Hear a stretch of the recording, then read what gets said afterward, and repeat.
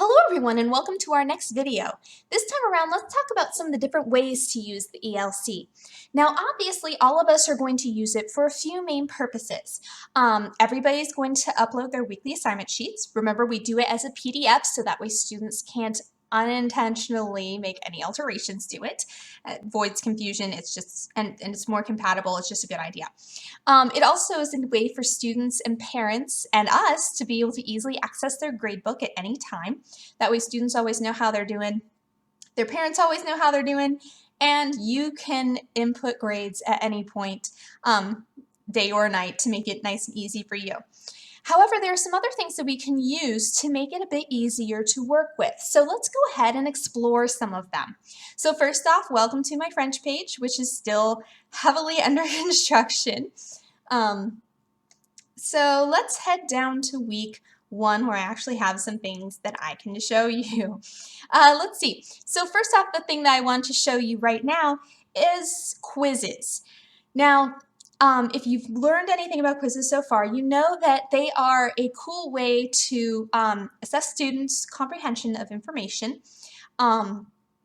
We don't want to only test on the eLC, we also want to do it in class as well to help ensure that they are retaining things well, and also just to give them practice with it, because when they go to college, they're probably going to spend a lot of time testing in classrooms, not just at home on a computer. So we have another video that explains a bit of how to actually make a quiz. I'll post that here as well, so that way you can easily get to it if you'd like to go ahead and make one. But let me show you some of the different types of quizzes that we can do. So right here, I have a quiz that's a practice for students working on their manners. So as you can see, I have the name of the quiz. I have a quick description to remind students what pages they should be reviewing. After all, this is just the first week of French. They really need some extra help. They can even review the phrases very easily there, so that way they make sure that they have the idea. And then you'll notice that I have how many attempts are allowed, just one in this case. The quiz will close at a particular date, and I also have a time limit. The time limit is not required, but it helps them to know how long they should be taking on it, and this way they don't accidentally abandon the quiz as well, which does sometimes happen. You believe it or not, sometimes we'll have students start a quiz, get up, make a sandwich, watch TV, go do errands, and then 5 hours later come back, try to submit the quiz, and of course it's gone blank because it didn't save any of the information. So having the time limit will help ensure that doesn't happen. So let's go ahead and attempt this quiz right now. Now, of course, it wants to make sure I am sure, so as a student, this is what they'll be seeing. So we'll hit start attempt. And as you can see, this type of question is called matching.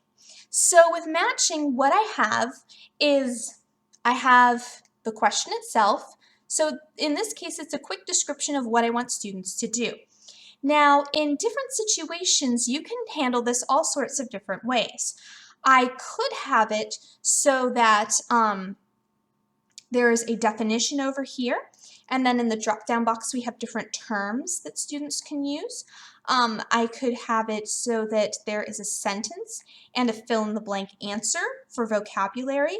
You can use it for a variety of different things. However, in this case, I've used it in basically conversational pairs. So that way students have a clear hint of, if I say merci beaucoup, what should you respond? Oh, de rien, no problem. Thank you, no problem. Makes sense. So they would choose their answers for each one of these, and then when they're finished, they can hit next. Because there's only one question in this case, they have the opportunity to return to the attempt, which they might want to because it's not complete, but I'm not worried about that right now. Or they can submit all and finish. And it makes sure that you are sure. Then, as you'll notice, because I have not reached the end of when this quiz, the deadline for this quiz, because it's still way ahead of that, it actually doesn't, it tells me the answer is partially correct. However, it doesn't tell me what exactly is correct. It also shows me my grade, how long I took, and this is all information that we as teachers can see as well. This way you can easily tell how your students are doing, and you can also tell if your student only took 1 minute and 20 seconds on something that you planned on taking much longer than that. So that's one kind of quiz that we can look at. So let's go ahead and take a look at a different one. All right, so let's go ahead and take a look at this one. Now this again is a matching type of quiz. Now you might be wondering, why am I showing you so many matching ones? Well, the reason is very simple. It's one of the easiest to create, and it also is one of the easiest for yeah, it's one of the easiest to create. So that means that it's well worth your time. You don't have to do a whole lot to make it work well. There are several other different kinds that work as well. And as a teacher, let me come in here. I'm going to make a quiz real quick. So quiz. If you want, you can follow along. Test quiz. Just to make it easy. Go to the timing. Not going to worry about that right now. Nah, let's do it the right way. Make it 10 minutes long. We will have it be due in a couple of days at 9 a.m. You'll notice military time here. Let's see, open attempts are submitted automatically. Always want to leave it like that. Grade, we need to put it in a category, so we're going to put it as a quiz, 1 attempt, and then the only other place I want to go is into the review options. I want to deselect whether correct and right answer. This way students don't know the right answer, either right after they do the quiz or a little bit while it's still open, so that way they can't tell their friends or have that temptation to do anything that they shouldn't do. So after I've done that, I hit save and display. And I've already created a few questions. Again, I do have a video that explains how to make them. I can show that to you. I have that available down below. But for now, I'm going to go to my question bank. Now, I've made all kinds of questions, and let's see. Here are my matching ones. I also have one that's true or false. It's another easy one, self-grading, so that way you don't have to come back through and grade it. I will give you a quick view of what a true or false looks like. And as you can see, I opened it up in a new window, and it basically has, here is my statement. Is that true or false? Yes, that is true. No, that is false, whatever it is. And then, of course, they would hit save or submit and finish. I'm just going to click close preview. Now, there is another kind that we can use, and it is, here it is. It's also another one that's self-grading. It's called matching. So in matching, it's kind of like, I'm sorry, it's multiple choice. So with matching, as you noticed, we had a bunch of questions and a bunch of answers. In this case, it's totally multiple choice. So I came up with one question, and then I had to come up with correct and incorrect answers. So that'll look basically like this. Again, that's a self-grading type. Now there is one other kind that gets used sometimes. However, this one is a little bit different because you actually have to manually grade it, and that is the essay question. So for example, in this one, because this is French, I want my students to write things. So I've given them some directions on how to add their accents in, but I tell them, okay, you pass a friend in the hallway. Basically, what are you going to say? So they would come down here and type the answer. Salut! Then they would hit submit and finish. The problem with this though, and this does work, but the problem with this is that I have to come through and manually grade all of these. So this quiz will not grade itself. If you have questions like this, you have to come back in and do them yourself. Not a problem if you want to do that. However, you might find that it's easier to do it as an assignment, which we'll talk about in just a second. So those are some of the different kinds of questions that you can use in a quiz. Like I said, quizzes are super handy. Don't want to rely solely on eLC quizzes, but they're a great way to see your students' knowledge. Now let's move on to the next thing. And the next thing just so happens to be an assignment. Now in this case, we are in my middle school English class. And as you can see, I have students writing a literary critique. It's one of the last things that my 8th graders do throughout the year. Now, there are all kinds of different things that we can do as we're creating one of these. So let me show you from the top how this works. So first off, I need to get back to the main page. So this is what my class looks like. And down here, oops, too far. As you can see, I have all of my writing assignments up here in the general area at the top. It's one of the many options that you can use. So here I have a literary critique, and in this case I'm going to edit it, though normally you would hit add a new activity or resource and then choose assignment. Now as you can see, I gave the assignment a descriptive name, so I want them to upload their literary critique here. If you want, you can take a moment to write write some sort of text there. There also is a video a little bit more in depth into how to make an assignment. Next up, you'll notice that I have a description, so that way students know what it is that I'm expecting them to do. Here I can add in any additional files that I want them to have access to. Maybe I've made a physical rubric that I want them to see. Maybe I have some general information that I want them to be able to get access to. I can do that right here, and when they come to the page, they'll see this, this, and that. As you can see, you can have due dates, so I can open the submission up on a specific date. I can add a due date, so that way students know when it's supposed to be turned in. The awesome thing about adding a due date or on a quiz a closing date is that it shows up on their calendar, and after that point, it will tell them that they are late. You can also add a cutoff date. A cutoff date is basically you can't upload anything after this point, period, in this area. So for example, if you're using a late work submission link, which is basically an assignment that's designed just for late work, then you can have them upload it there. It's completely up to you though. We also can adjust what kind of submissions that students can do.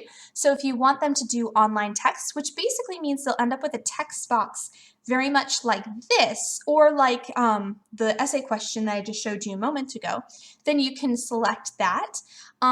It works great if you want them to just write a few words or a paragraph. Otherwise, you can do file submissions, and they can upload in all kinds of different file formats. This is great for longer essays. If you want them to upload images, say you had some reason that you wanted them to do that, you can have them do that. You can adjust the maximum number of uploaded files. Typically, I choose 2.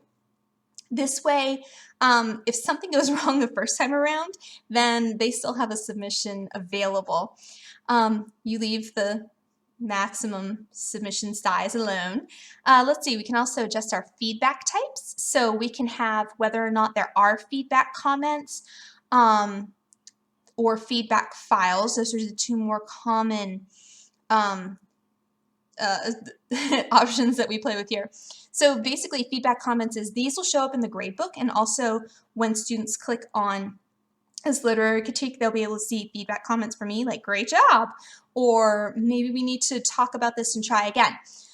Feedback files allow me to upload a document of some sort back to them. So say I have, they sent me their literary critique, I can actually write on it digitally and then send it back as a feedback file. So that way they have my edited draft there. The next thing we want to do is submission settings. Nope, I take that back. No need to worry about that. Let's see, we don't need to worry about group submission settings. However, if your students are working in a group for a submission, let me know and we can play around with that. I'll show you how it works. Notifications, you can have it tell you every time the student submits something. However, I wouldn't suggest that if you have 20 students in your class.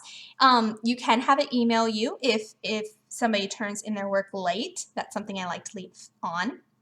It also can notify your students via email/message here on the eLC that their work has been submitted. So that way it's been submitted, and I believe it also shows them once you've graded. Yes, it does tell them once you've graded it that you have graded it, which is really awesome. That way they know when their work is ready. Next thing that we need to worry about is the grade. So Typically the way that I think of it is bigger assignments need bigger points.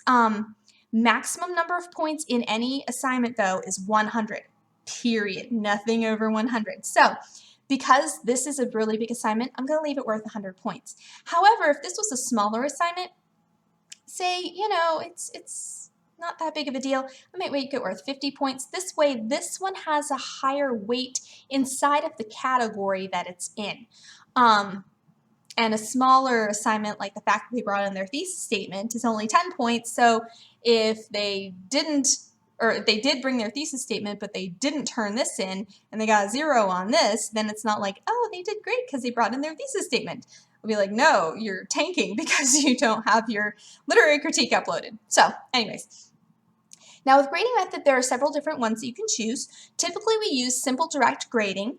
So if you have basically, this is worth 100 points, I'm just going to type in a grade, voila, there you go, you're done, then simple direct grading is for you. However, I'm going to select rubric because I dig rubrics. It makes it really easy for students to know what it is that I'm expecting from them as they are working on their stuff. So that way I have an easy way to grade them as well. I'll show you that in a second. And then last but not least, we have the grade category.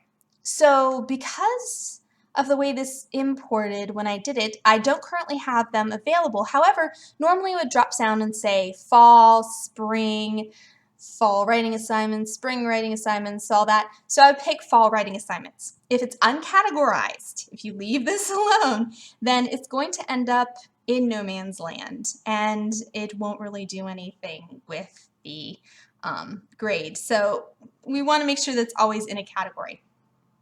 So we don't need to worry about any of these other settings. Please don't play with any of the other settings because there's really no need to do anything with them. We know that these are the settings that work best.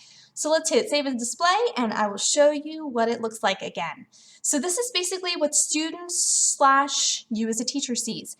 Has the name of the assignment, the directions, and then the part that students will see is also the submission status, so whether or not they have submitted anything, if you've graded it yet, when it's due, how much time is remaining. As you can see, this is from last year. You also will have the rubric down here. So I created a rubric so that my students know exactly what I'm looking for. And it appears here, which is totally awesome because it didn't appear here in older versions of the eLC. So I have a certain number of points for if they have their name on it, how many pages it is, all of the different criteria. And as I grade, what I can do is it'll actually pull this whole rubric up and I can click, click, click, click, click, click. And that will allow, by the time that I'm done with it, I'll hit the save button and it'll actually calculate the grade based off of what I clicked on the rubric. So I don't have to do any additional math. I just tell it here on the rubric, this is what they got. And they can, when they, once the assignment is graded, they can actually see the same rubric to see, okay, I did this right. Oh, I really bombed that part. I need to work on that next time. So they're really handy. So that's basically what you need to know about assignments. Again, we have a separate video on that, so that way I'll walk you through how that works. And let's move on to the next thing that we can use the eLC for. All right, so let's talk about one other common way that we use the eLC here, and that is forums. So forums are really, really awesome. As you'll hear, or if you haven't already, you can use them for having your students discuss things with each other or with you. Basically, it's like a class discussion, but it's completely digital. It comes in really handy if you have deeper discussions that you want to take part in, or if you don't have enough class time to have a great discussion. Or let's be honest, your introverts probably don't really want to talk in the middle of class. So it allows them to be able to voice their thoughts as well more comfortably. So let me show you a little bit about its settings. Now, obviously, if I wanted to add one, I'd click Add an Activity or Resource and then choose Forum. However, I've already got one here in our Spanish class that I can show you that actually has some stuff going on in it. So Let me edit the settings in here to show you how they work, and then we'll talk about some of the things that we can do. So as you can see, we have a descriptive forum name. We have a description of what it is that we want students to do. And as you can see, we have display description on course page. That's why, if you'll recall, you can see all that information down here. It's so that students already have an idea of what's going to be happening in that forum before they even click on it. Talk about cool. Obviously not a requirement by any means, but if you want students to have more information, that's a great way to go. Now with forum types, we have several different kinds that we can choose from. We do have a standard forum for general use, which is a great way to go. You have a single simple discussion, which basically means they can't post a whole lot back and forth. Same with each person posts one discussion. Basically, students can only post once, one answer. Not really great for having an ongoing discussion. You can also do Q&A. Now, before you get the wrong idea about Q&A, because I had the wrong idea for years, don't post the question up in the description. Instead, you actually would write a question, and then have students respond to it. Otherwise, it doesn't quite work the way that you would think it would, and students can see all of the things that are original posts, and then they can't see the replies until they've posted on it. So this works great if you have like a very specific question that you want students to answer and then want them to carry on a discussion about it, but you have to start the conversation. I'll show you how that looks in a moment.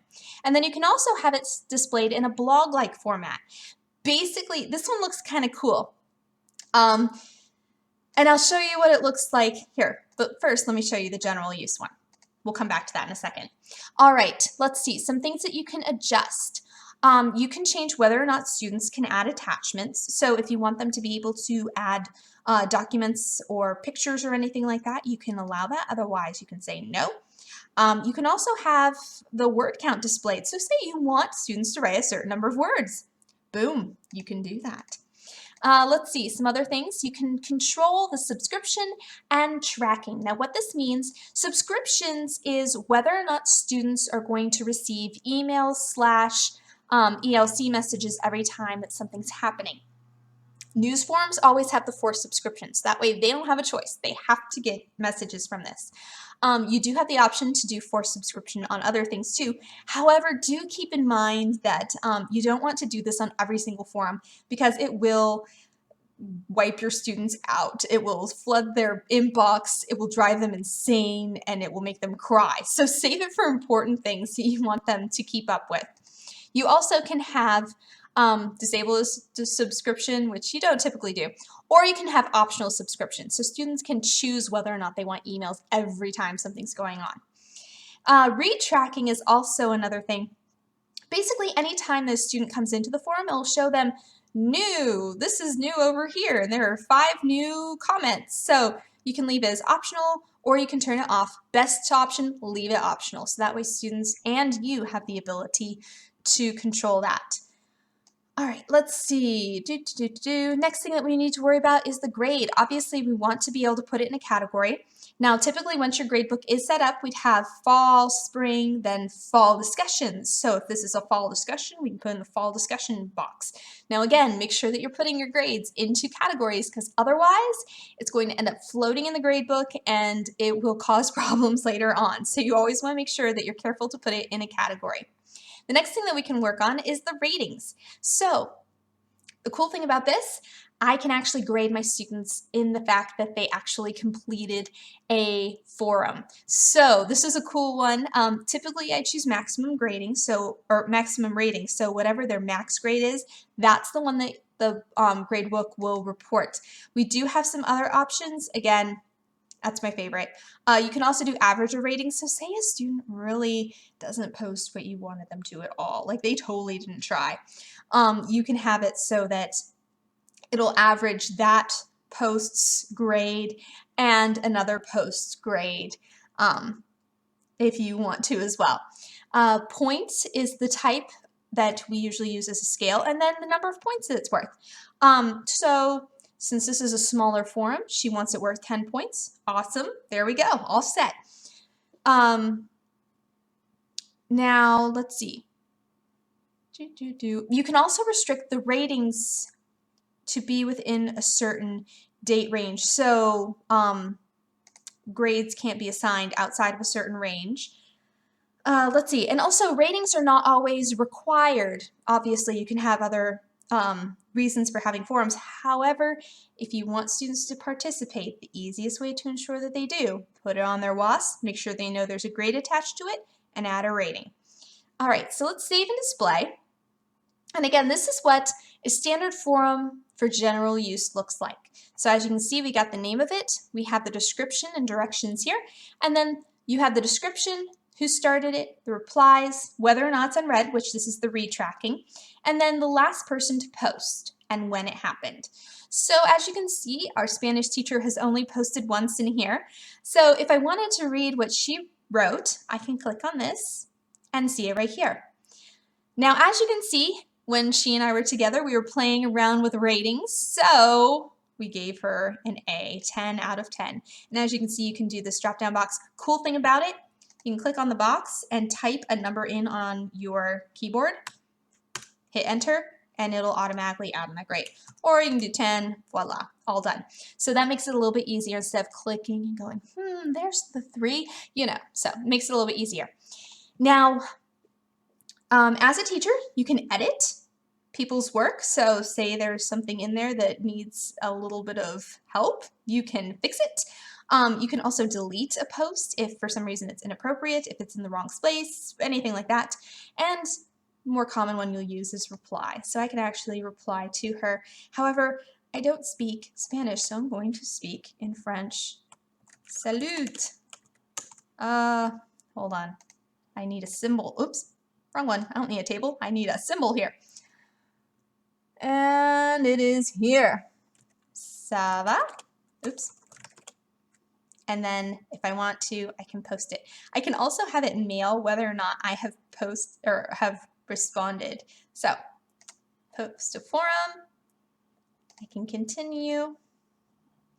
And as you can see, it now is there. And let's go back to class introductions. And as you can see, there's now a reply. Last post is by me. You click on it and click on this and you can see my reply. Let's see.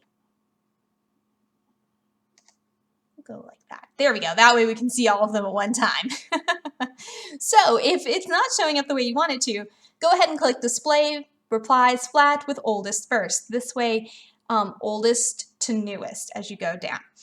Now let me show you what it looks like in blog form. Why? Because it's fun and it's a little different. So edit settings.